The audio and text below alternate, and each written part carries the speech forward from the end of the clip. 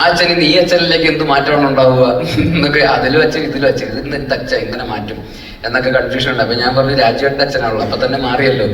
മറ്റേതിൽ എൻ്റെ അച്ഛൻ, ഇതിൽ രാജുവേട്ടൻ്റെ അച്ഛൻ. അപ്പൊ പിന്നെ വളരെ വ്യത്യാസമുണ്ട്. ആ വാഴയിലും മറ്റൊരച്ഛൻ, അതെ വാഴയിലും ഞങ്ങൾ ഒരുമിച്ച്. അപ്പൊ എല്ലാത്തിലും അതിൻ്റെതായിട്ടുള്ള ഒരു ഡിഫറൻസ് കൊണ്ടുവരാൻ ഇപ്പോഴും ഭയങ്കരമായിട്ട് ആഗ്രഹിക്കുന്ന ഒരു ആർട്ടിസ്റ്റാണ് ജഗദീഷ്. അപ്പൊ ജഗദീഷ് ചേട്ടൻ്റെ കൂടെയും വർക്ക് ചെയ്യാൻ സാധിച്ചതിൽ ഒരുപാട് സന്തോഷം. എല്ലാവർക്കും അതുപോലെ അരവിന്ദേട്ടൻ, നിങ്ങൾ നേരത്തെ പറഞ്ഞ പോലെ നമ്മൾ ചെറുപ്പത്തിലെ ഇത്ര വലിയ ഡാൻസ് മറ്റു മനസ്സിൽ വിത്തിന്റെ മഴ ഒക്കെ കണ്ടിട്ട് വീണ്ടും ഈ ഗുരുവായൂർ അമ്പല നടയിൽ വെച്ച് തന്നെ വീണ്ടും കാണാൻ സാധിച്ചതിൽ ഒരുപാട് സന്തോഷം. കുഞ്ഞികൃഷ്ണൻ മാഷ് വീണ്ടും എൻ്റെ അച്ഛനായിട്ട് അഭിനയിച്ച വളരെ രസകരമായിട്ടുള്ള മറ്റേ ടൈഗർ ബാമ്പൊക്കെ എടുത്ത് വെച്ചിരിക്കുന്ന സീനിനൊക്കെ ഭയങ്കര കയ്യടിയായിരുന്നു തിയേറ്ററിൽ. അല്ലെ ഫോണൊക്കെ സിമ്മൊക്കെ ഊരി വെച്ചിരിക്കുന്ന സീനൊക്കെ. അപ്പോൾ കുഞ്ഞികൃഷ്ണൻ മാഷിനും താങ്ക് യു. രമേശ് ചേട്ടൻ ഞങ്ങൾ സൂക്ഷ്മദർശിനിയിൽ ഒരുപാട് ദിവസം ഒരുമിച്ച് അഭിനയിച്ചിരുന്നു. വീണ്ടും വേറൊരു സിനിമയിൽ ഞങ്ങൾ ഒരുമിച്ച് ഗുരുവായൂർ അമ്പല നടയിന് ശേഷം സൂക്ഷ്മദർശിനിയിലായിരുന്നു. അതും ഭയങ്കര രസമുള്ള പ്രോസസ്സായിരുന്നു. അപ്പോൾ രമേശ് ചേട്ടൻ, പിന്നെ വിപിൻ ചേട്ടൻ, വീണ്ടും പറഞ്ഞ പോലെ വിപിൻ ചേട്ടൻ വീണ്ടും ഒരു സിനിമയായിട്ട് എൻ്റെ അടുത്തേക്ക് വന്നത് എനിക്കും സത്യം പറഞ്ഞാൽ ഇത്രയും ഈ സിനിമ ഇത്രയും വലിയ ഹിറ്റാവുമെന്ന് ഞാൻ വിചാരിച്ചില്ല. റിലീസിന്റെ തലേദിവസമൊക്കെ ഞാൻ ചേട്ടാ പറഞ്ഞു. പക്ഷെ പുള്ളി അത് ഇങ്ങനെയൊക്കെ എത്തിച്ചു എന്ന് പറയുന്നത് പുള്ളിയുടെ തന്നെ അത് ഞാൻ റിലീസായി അഭിപ്രായങ്ങളും അതിന്റെ കളക്ഷനും ഒക്കെ വന്നപ്പോൾ ഞാൻ വിപിൻ സമ്മതിച്ചു തന്നു. ഞാൻ തോറ്റു, നിങ്ങൾ ജയിച്ചു എന്ന് തന്നെയായിരുന്നു ഞാൻ വിജയന്റെ അടുത്ത് പറഞ്ഞത്. കാരണം അത് കറക്റ്റായിട്ട് ആൾക്കാരിൽ എങ്ങനെ ഇത് എത്തിക്കണം, ഓഡിയൻസിന് ഇത് എങ്ങനെ വർക്കാവും, കമേഴ്ഷ്യലായിട്ട് ഇത്രയും മാസീവായിട്ടുള്ള ഓഡിയൻസിന്റെ ഇടയിലേക്ക് എങ്ങനെ ഈ സിനിമ എത്തിക്കണം, പ്ലേസ് ചെയ്യണം, മ്യൂസിക്കും ബാക്കി അതിന്റെ ഒരു എന്താ പറയുക ഒരു നൂലുമേൽ പോകുന്ന ഒരു കഥയാണ്. അതിൻ്റെ അകത്ത് അങ്ങനെ ഒരു പുകമറയിലാണ് ഈ സിനിമ വർക്കാവുന്നത്. അത് അത്രയും മനോഹരമായിട്ട് സ്ക്രീനിലേക്ക് എത്തിച്ച് അത്രയും കമേഴ്ഷ്യലായിട്ട് അതിനെ ട്രീറ്റ് ചെയ്ത് അത്രയും വർക്കാക്കിയെടുത്തതിൽ നിങ്ങളുടെ എത്രയും എന്താ പറയാ കൺഗ്രാറ്റ്സ്. എന്താ വാക്കൊന്നും കിട്ടുന്നില്ല. വലിയ മനുഷ്യരാണ് നിങ്ങൾ. പിന്നെ തീർച്ചയായിട്ടും രാജേട്ടൻ എനിക്ക് ഈ പറയുന്ന പോലെ എന്താ പറയാ എന്താ അങ്ങനല്ല, നല്ലൊരു മനുഷ്യനാണ് രാജേട്ടൻ. വലിയ മനുഷ്യരാണ്. വിമാനം അതെ, ഞാനൊരു ഇന്റർവ്യൂവിൽ പറഞ്ഞ് മടുത്തതാ. അപ്പൊ എനിക്ക് വീണ്ടും ഇങ്ങനെ ഇടക്കിടയ്ക്ക് കാണുമ്പോൾ എനിക്ക് ഭയങ്കര സന്തോഷമാണ്. കഴിഞ്ഞ ദിവസം മറ്റേ ആ പരിപാടിക്ക് വെച്ച് കണ്ടപ്പോഴും ബാക്കിൽ നിന്ന് ഇങ്ങനെ തോണ്ടിട്ട്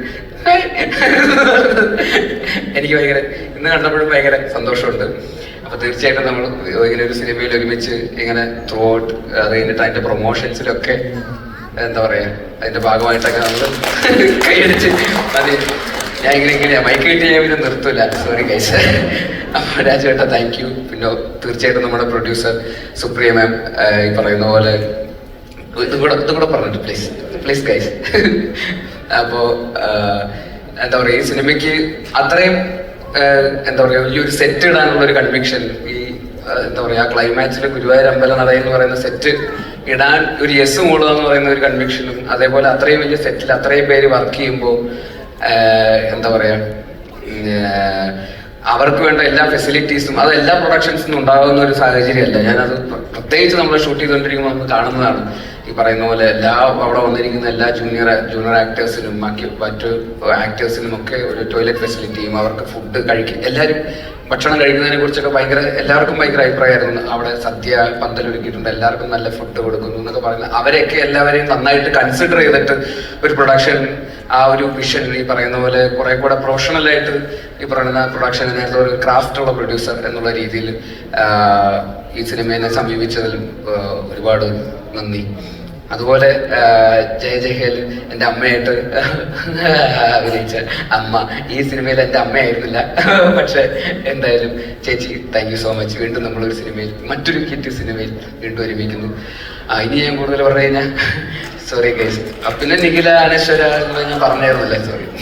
അപ്പൊ താങ്ക് യു ബേസിൽ പോകരുത്, അത്ര പെട്ടെന്ന് ഞങ്ങൾ വിടില്ല. എന്താല്ലേ എല്ലാവരും ഒക്കെ പറഞ്ഞ അവസാന വാക്കുകൾ പോലും കിട്ടാത്ത അവസ്ഥയായി.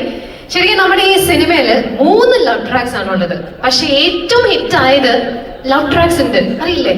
3 റൊമാൻറ്റിക് ട്രാക്സ് ഉണ്ട്. പക്ഷെ ഏറ്റവും ഹിറ്റ് ആയത് നിങ്ങൾ അളിയനും അളിയനും തമ്മിലുള്ളൊരു ബ്രോമാൻസ് ആണ്.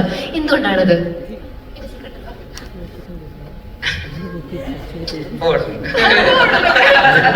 എന്തായാലും ഇല്ല, അതിന്റെ റൈറ്റിംഗിൽ തന്നെ ഉണ്ട്. അത് ഏറ്റവും ഹിറ്റാവെന്ന് പറയുന്നത് എനിക്ക് തോന്നുന്നത് അതിന്റെ റൈറ്റിംഗ് അത്രയും ക്രിഞ്ചാണ്.